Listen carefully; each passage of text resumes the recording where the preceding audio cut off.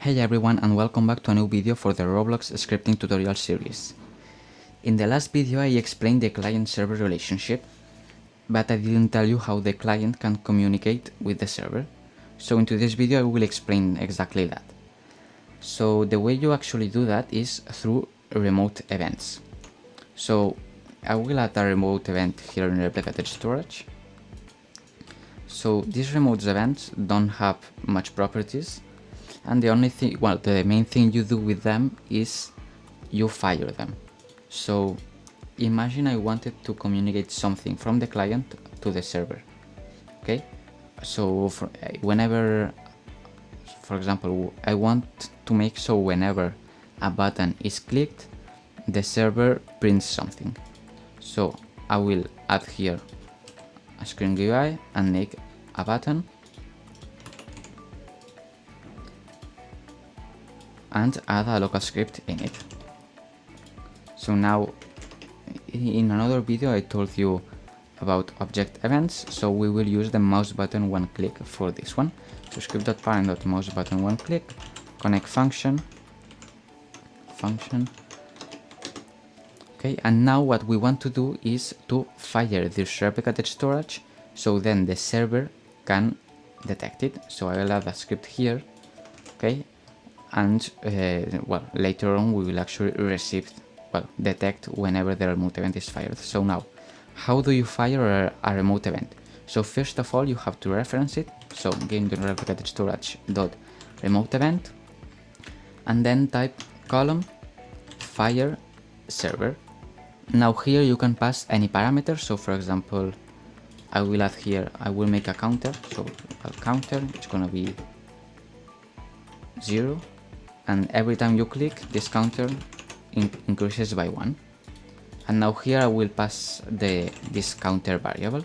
So now every time we click this button, the counter goes up and it fires a remote event to the server and passes as a parameter this variable.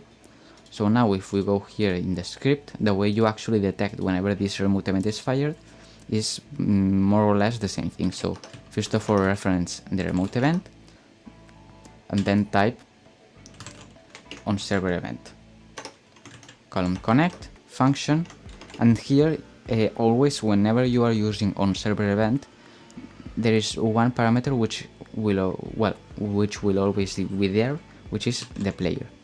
So player,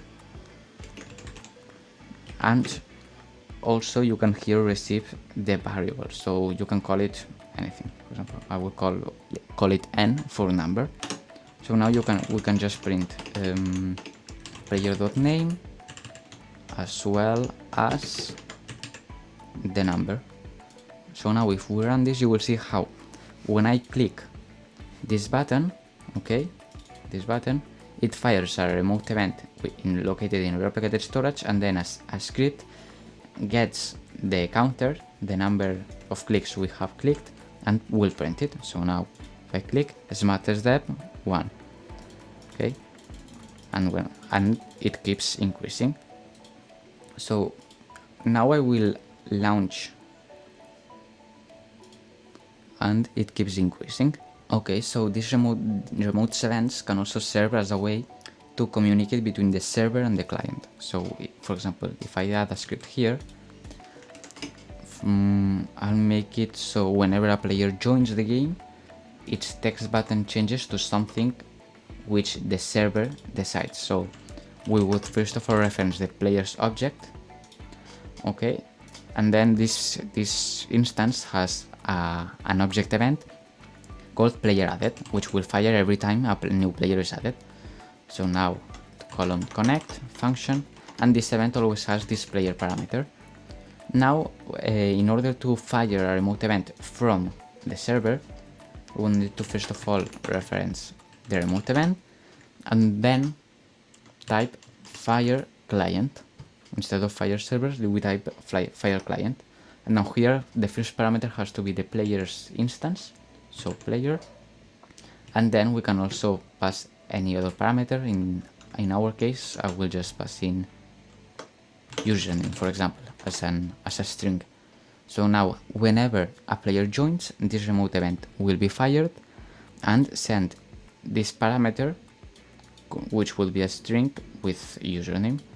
Okay, so now in the client, to receive this remote event, which will be fired from a script, we'll do the same thing as before. So game.replicated storage.remote event, we are referencing this event, and then type on client event, which is also an object event.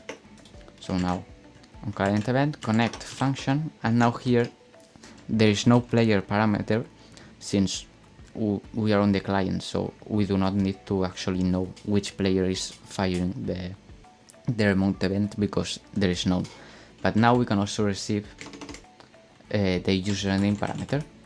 So now we would make the text buttons text this username. So now whenever a player joins, okay, this remote event is fired with the string username as a parameter, and this local script detects that this remote event has been fired with the parameter username. So now it changes the text button's text to username. See? So this is pretty much how remote events works. So that will be everything for today's video. If you found this video useful, feel free to like and subscribe so more people find the channel. Bye!